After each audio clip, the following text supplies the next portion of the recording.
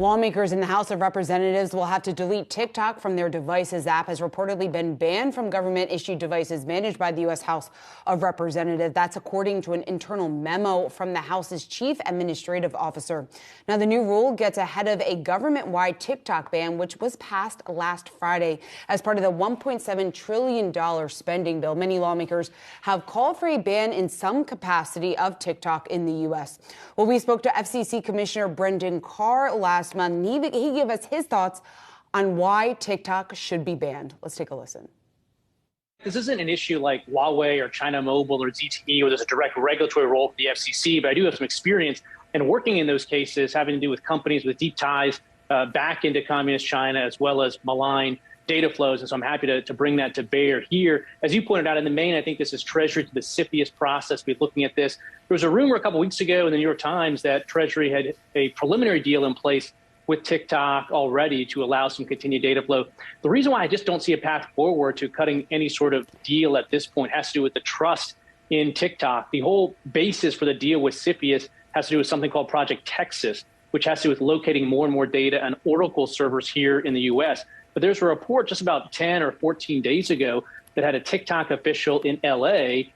Meeting outside of business hours, off-site with another TikTok employee, asking very unusual, detailed questions about the location and other details of those Oracle servers. Similarly, there was leaked internal communications that had a TikTok official in D.C. saying that at the end of the day, once this Project Texas is stood up, it remains to be seen if product and engineering, meaning Beijing, can still get access, because at the end of the day, these are technology tools they built in China. So if TikTok officials aren't sure that a CFIUS deal can protect America's national security, then I think we should believe them.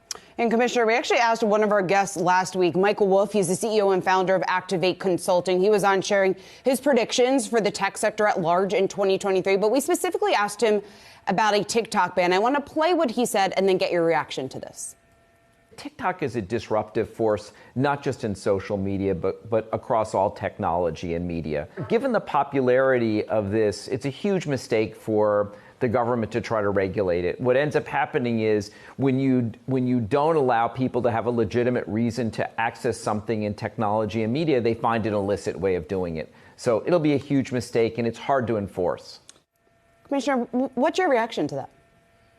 Well, I agree that it's immensely popular. I mean, millions and millions of kids are on this application. At the same time, it's not a direct analogy, but when we dealt with Huawei and ZTE, those were immensely popular products in the enterprise business market. But at the end of the day, we've got to move forward based on national security. And I think the tide is moving out on TikTok at this point, whether it's action through Congress, action through CFIUS. I think there's something that we have to do here. And I think that's the direction that we're largely heading. I mean, look, it is still to be determined exactly what CFIUS does.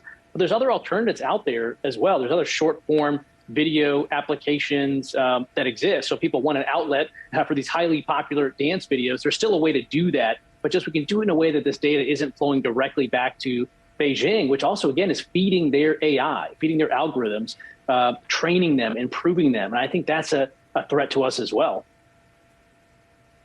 Now, obviously, if you're the Play Store or you're the Apple App Store and you're wondering, what does this mean for us? How on earth do you incentivize these companies to remove TikTok from their platforms? Well, I wish they would. I wrote a letter back in June or July to Apple and Google saying, put the national security concerns to the side. I'm not asking you to make that decision, Apple or Google, but you do have rules in place that say if there's nefarious data flows or data is being used for undisclosed purposes, we kick out apps out of the App Store. I think that's exactly what's been happening here. In fact, there's a bipartisan group in Congress, a Democrat and Republican, just sent a letter to Google and Apple within the last couple of days, making basically that an exact point that you hold these app stores out as safe places to get applications. But given the tracking and other undisclosed conduct that's happening with the TikTok app, they suggested, I read their letter at least, as suggesting that TikTok should reconsider, or Apple and Google should reconsider having TikTok in their app stores. And what about the argument that we're not yet clear on what, if anything, China or some of the Chinese workers are actually doing with this data? How do you overcome that argument in trying to get some of these companies to get this off their app store? Well, we do know one thing that's going on. There was a report from Forbes about 2 weeks ago that had Beijing-based ByteDance TikTok officials using TikTok to surveil persons in the U.S. that were not TikTok officials. So that's very concerning. We also saw the report in the lead-in segment here from 60 Minutes that talked about, the version of the app that ByteDance makes available in China is educational. It shows museum videos, scientific experience. In the U.S., TikTok is showing to 10-year-old girls blackout challenge videos in which they've been encouraged to suffocate themselves, and in some cases have died as a result of that. So I think that's deeply concerning in terms of both the data flowing back to China, the surveillance opportunities, as well as the foreign influence campaign from the content that's being sent back to U.S. users. Certainly an interesting issue, FCC Commissioner Brendan Carr bringing up there. Now, it's important to point out that the FCC doesn't have the authority to regulate TikTok, but certainly the views of Carr has been shared with a number of policymakers on Capitol Hill. We know the House today at least pushing through the ban on TikTok on House devices, on government-issued devices there for House members and for their staff members. That, of course, does not apply to the Senate. But, Jared, you could take a look at this as it is a step forward of what many on both sides of the aisle, many lawmakers on both sides of the aisle have been calling for, and that is the ban on TikTok. A lot of that tied to the national security concerns. Look, TikTok is too good for its own good. There's a reason why its AI tech is so much better than everybody else's, because it's able to get around, flout, I would say, not the letter of the law or the letter of the app store, I guess, regulations from Google and Apple, but they violate the spirit of it. They bring in all of their own bloatware